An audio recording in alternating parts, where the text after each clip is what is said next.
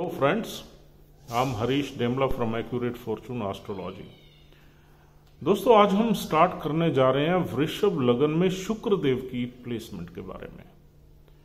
और आज हमारी चर्चा रहेगी वृषभ लगन के फर्स्ट हाउस में अगर शुक्र देव बैठ जाएं तो हमें किस तरह के फल देंगे।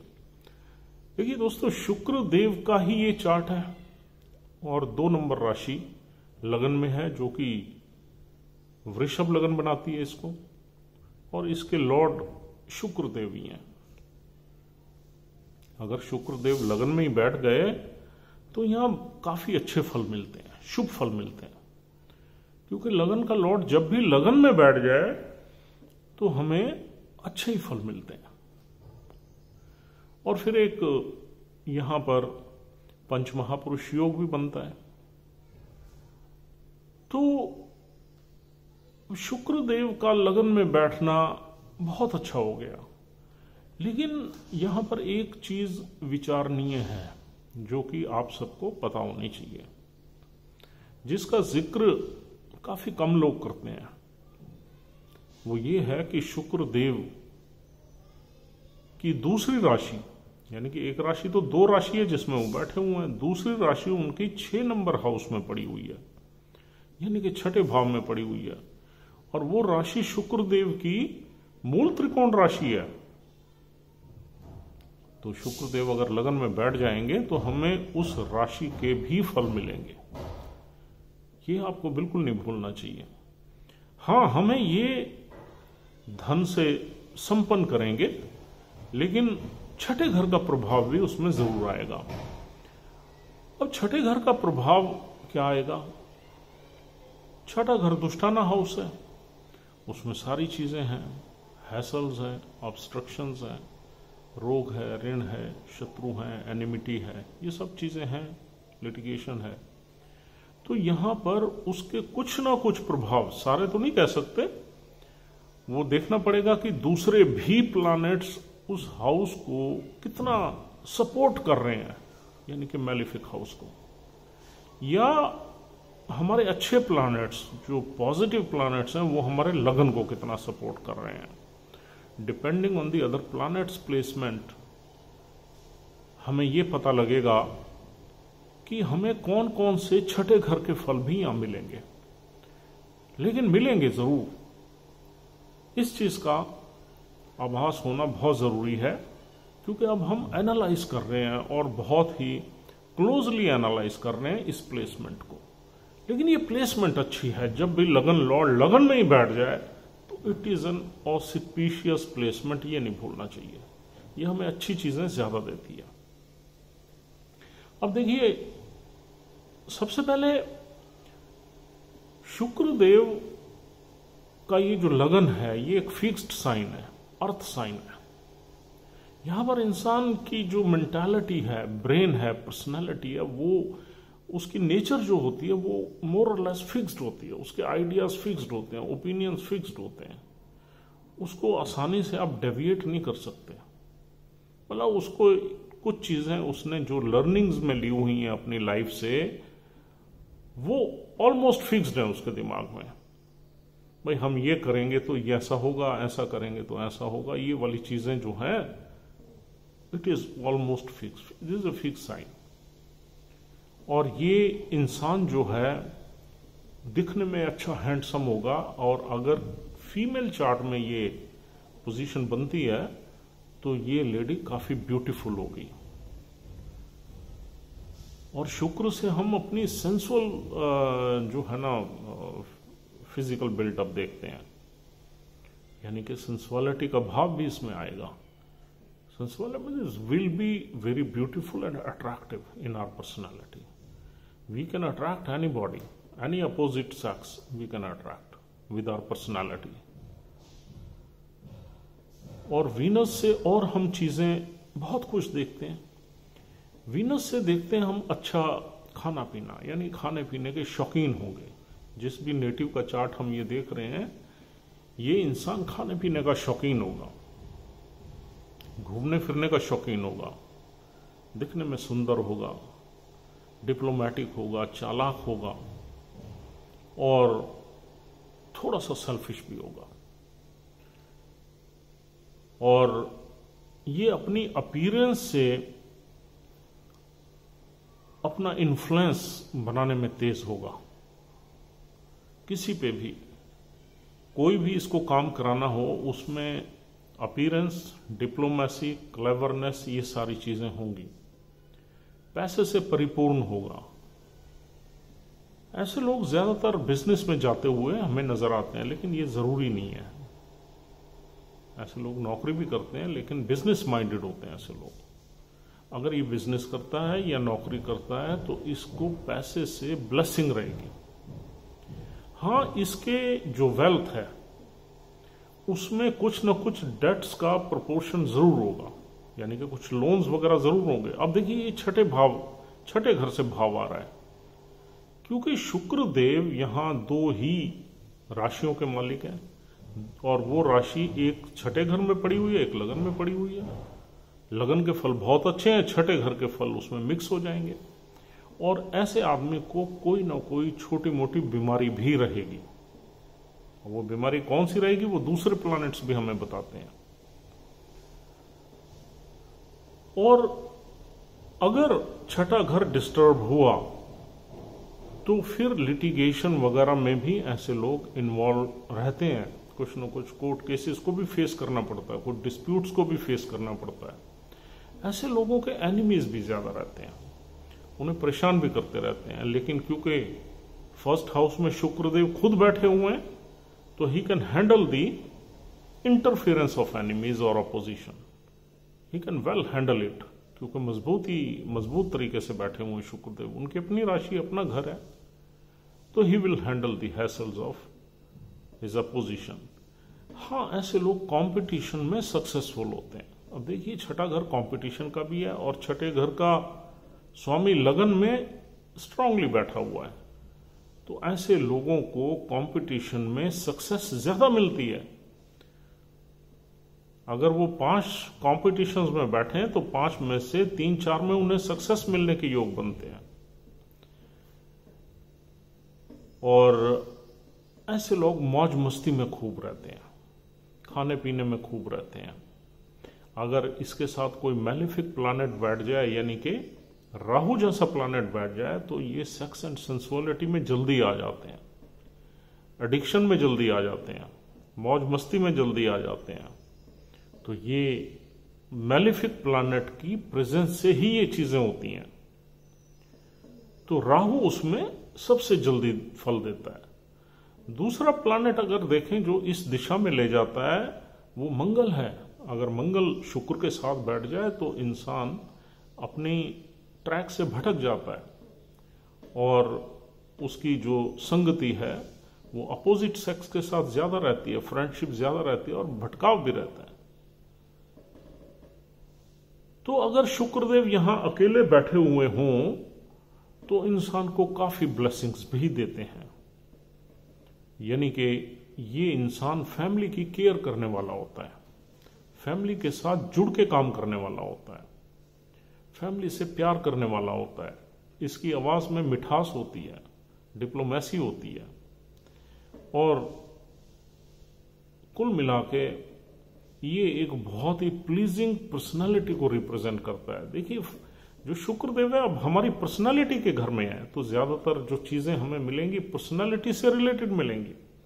हाँ, शुक्रदेव का संबंध वेल्थ से भी है, लिक्विडिटी से भी है, क्रिएटिविटी से भी है। तो यहां पर ये इंसान क्रिएटिव भी हो सकता है, किसी न किसी आर्ट में इसका इंटरेस्ट हो सकता है, और हर चीज में इसकी जो अप्रोच होगी वो थोड़ी सी क्रिएटिव अप्रोच होगी, यानी कि उसमें कई तरह के आइडियाज होंगे। लेकिन इसकी थोड़ी अपीयरेंस जो है वो सुंदर तो होती है, लेकिन कभी कभी ये इंसान जो है थोड़ा सा फ्लैशी हो जाता है, बल्कि हो जाता है, थोड़ा सा वहां देखने की जरूरत है। तो इसलिए ऐसे इंसानों को जिसका शुक्र लगन में अपनी ही राशि में पड़ा हो, उन्हें खाने पीने का बहुत ध्यान रखना चाहिए। और दोस्तों, अब यहां पर 3 नक्षत्र मिलते हैं। पहला नक्षत्र कृतिका है, दूसरा नक्षत्र रोहिणी है, तीसरा नक्षत्र मृगशिरा है। अब फॉर्चुनेटली और अनफॉर्चुनेटली ये नक्षत्र जो है ये शुक्र देव के ज्यादा मित्र नहीं है, यानी कि सूर्य तो बिल्कुल ही एनिमी है और चंद्र भी एनिमी है। और तीसरा नक्षत्र जो मृगशिरा है उसको भी हम दोस्त नहीं कहते, एक न्यूट्रल रिलेशनशिप मानते हैं। तो शुक्रदेव अब अपनी ही राशि में बैठे हैं, लेकिन यहां पर नक्षत्र उनके फ्रेंड्स नहीं है, एनिमी नक्षत्र है। और यही कारण है कि यहां पर कुछ न कुछ ऑब्स्ट्रक्शंस मिलती ही मिलती हैं। देखिए, अगर शुक्रदेव यहां पर 0 से 10 डिग्री के बीच में बैठ जाएं तो यहां आपको सूर्य के नक्षत्र में मिलेंगे, कृतिका नक्षत्र। और सूर्य 4th हाउस का लॉर्ड है। अगर सूर्य भी इस लगन में बहुत अच्छा वेल प्लेस्ड है तो यहां पर अच्छे रिजल्ट्स बढ़ जाएंगे, शुभ हो जाएंगे। और जो छठे घर का सिग्निफिकेंस है वो दब जाएगा। जब भी हम नक्षत्र के लॉर्ड की प्लेसमेंट देखते हैं तो हमें यह पता लगता है कि ये प्लेसमेंट कितनी पावरफुल है। क्या इसके रिजल्ट्स हमें 50% मिल रहे हैं या 90% मिल रहे हैं या 100% मिल रहे हैं। अब शुक्र देव अपनी राशि में बैठे हैं, बहुत अच्छा है, लेकिन छठे घर का सिग्निफिकेंस आ रहा है, थोड़ा सा इंफीरियर हो गया। लेकिन अगर नक्षत्र का लॉर्ड वेल प्लेस्ड है, यानी कि शुक्रदेव अगर चौथे घर में ही बैठ जाए अपनी ही राशि में, या 10वें घर में बैठ जाए, या 9वें घर में बैठ जाए, या इधर से 5वें घर में बैठ जाए, तो ये एक बहुत ही एक्सीलेंट प्लेसमेंट हो जाएगी। यहां पर बहुत अच्छे रिजल्ट्स मिलेंगे। ये इंसान पैसे के अलावा वेल्थ में, एसेट्स में भी परिपूर्ण होगा और इसको कहीं ना कहीं हैप्पीनेस मिलने का योग बनेगा। अगर सूर्य देव 5वें घर में बैठ जाए तो संतान से बहुत ही ब्लेस्ड रहेगा, चौथे घर में बैठ जाए तो माता से बहुत ब्लेस्ड रहेगा और हैप्पीनेस से बहुत ब्लेस्ड रहेगा। अगर शुक्रदेव दूसरे घर में बैठ जाए तो वेल्थ से बहुत ब्लेस्ड रहेगा। और शुक्रदेव अगर सूर्यदेव अगर 9th हाउस में बैठ जाए तो भाग्य से ब्लेस्ड रहेगा। 10वें घर से ऑक्यूपेशन या प्रोफेशन या कैरियर से ब्लेस्ड रहेगा। लेकिन अगर यही सूर्य नीच का बैठ जाए या किसी दुष्टाना हाउस में बैठ जाए तो यहां पर प्रॉब्लम्स बढ़ जाएंगी और छठे घर के रिजल्ट्स बढ़ जाएंगे। तो आपको ये प्लेसमेंट देखना बहुत जरूरी है कि नक्षत्र का लॉर्ड जो है वो वेल प्लेस्ड है या नहीं है इस राशि में। तो दूसरा यहां पर नक्षत्र मिलेगा दोस्तों, रोहिणी नक्षत्र। रोहिणी नक्षत्र भी अच्छा नक्षत्र है, थोड़ा सा फुल ऑफ प्राइड है सॉरी। तो यहां पर इंसान में ये प्राइड की शेड्स बहुत आती हैं। तो यहां पर अगर शुक्रदेव रोहिणी नक्षत्र में बैठ जाएं और यहां पर चंद्रदेव की प्लेसमेंट कहीं आपके चार्ट में अच्छी हो गई तो भी हमें बहुत अच्छे फल मिलने के चांसेस बनेंगे। अब दोस्तों, चंद्रदेव की प्लेसमेंट कहां होनी चाहिए? लगन में हो जाए, एक्सीलेंट हो जाएगा। हालांकि दोनों प्लैनेट्स में एनिमिटी है, लेकिन वहां लगन में चंद्र ऊंच का हो जाएगा, एक्सॉल्टेड हो जाएगा। और दूसरे घर में हो जाए चंद्र की प्लेसमेंट, चौथे घर में हो जाए, 5वें में हो जाए, 9वें 10वें में हो जाए, तो डेफिनेटली यहां पर आपकी वही रिजल्ट्स मिलेंगे जो कि हमने सूर्यदेव की प्लेसमेंट के बारे में कहे हैं। तो चंद्र भी बहुत रॉयल प्लैनेट है और यहां पर ये इंसान वेल्थ से बहुत ब्लेस्ड हो जाएगा। और जहां जहां चंद्रदेव बैठे होंगे उस घर का सिग्निफिकेंस भी इंसान की लाइफ में आएगा। तो दोस्तों, रोहिणी नक्षत्र में चंद्रदेव की प्लेसमेंट अच्छी होनी बहुत जरूरी है। अगर चंद्रदेव नीच के बैठ गए या चंद्रदेव किसी दुष्टाना हाउस में फंस गए, छठे में फंस गए या 12वें में फंस गए या नीच के हो गए, यानी कि 7वें में हो गए या 8वें में हो गए, तो हमें दिक्कत रहेगी और हमें जो है उस घर का सिग्निफिकेंस भी मिलेगा जहां चंद्रदेव दुष्टाना हाउस में बैठे हैं, प्लस छठा घर भी हमारा एक्टिवेटेड रहेगा। और दोस्तों, तीसरा नक्षत्र मिलता है यहां पर मृगशिरा। मृगशिरा मंगलदेव का नक्षत्र है। मंगलदेव और शुक्रदेव की एक न्यूट्रल रिलेशनशिप को हम मानते हैं। और अगर मंगलदेव की प्लेसमेंट अच्छी हो गई। मंगल देव यहाँ पर 23.2 डिग्री से 30 डिग्री तक, यानी कि 2 चरण उनके यहां मिलते हैं, पहला और दूसरा चरण। अगर इस डिग्री में अगर शुक्रदेव बैठ गए तो मृगशिरा नक्षत्र में मिलेंगे आपको, और मृगशिरा नक्षत्र में मंगल की प्लेसमेंट आपको बताएगी कि यहां पर शुक्रदेव आपको किस तरह के रिजल्ट्स देंगे। तो अगर मंगल देव कहीं अच्छे बैठे हुए हैं तो definitely this placement of Mars will give you more benefits by virtue of Venus sitting in the Mrigashira नक्षत्र। तो आपको इस तरीके से एनालाइज करके ही फाइनल रिजल्ट्स पे पहुंचना है, प्रेडिक्शंस पे पहुंचना है। आप कभी इस इल्यूजन में या इस भ्रम में मत रहना कि 2 नंबर में शुक्रदेव बैठे हुए हैं और सारे बहुत बढ़िया फल मिल, नहीं। इसको हमने क्रिटिकली एग्जामिन करना है और हमने प्रैक्टिकली देखना है कि वीनस 2 घरों का लॉर्ड है, छठे घर का भी, पहले घर का भी। हाँ, लेकिन ये जरूरी हमारे ग्रंथों में है कि जब भी लगन में लगन का लॉर्ड आ जाए तो हमें अच्छे फल ज्यादा मिलते हैं, बल्कि छठे घर से भी जो हमें बुरे फल मिलते हैं वो उसमें भी कुछ न कुछ हमें बेनिफिट्स मिलते हैं, यानी कि those things are converted into benefits. For example, अगर हमने कोई डेट लिया है तो उस डेट से हम पैसा कमाएंगे और कहीं ना कहीं ब्लेसिंग भी लेंगे, क्योंकि शुक्र बहुत अच्छा पड़ा हुआ है। अगर किसी हम डिस्प्यूट में फंस गए तो वो डिस्प्यूट्स में अल्टीमेटली हम विन करेंगे, लेकिन डिस्प्यूट्स तो फेस करना ही पड़ेगा। और अगर हमें कोई बीमारी भी हो गई है तो डेफिनेटली उस बीमारी को हम कंट्रोल करके रखेंगे, because Venus is now placed in its own sign. तो उस बीमारी को हम मेंटेन करेंगे और उसमें ज्यादा प्रॉब्लम नहीं आएगी। तो इस तरह का भाव मिलता है जब लगन लॉर्ड लगन में ही बैठा हो। छठे घर का भाव तो मिलता है, उसकी प्रॉब्लम्स तो हम फेस करेंगे, लेकिन हाँ, वो कहीं ना कहीं वो चैलेंजेस हम फेस करके उसको मेंटेन कर लेते हैं और उनसे कुछ फायदे भी उठा लेते हैं।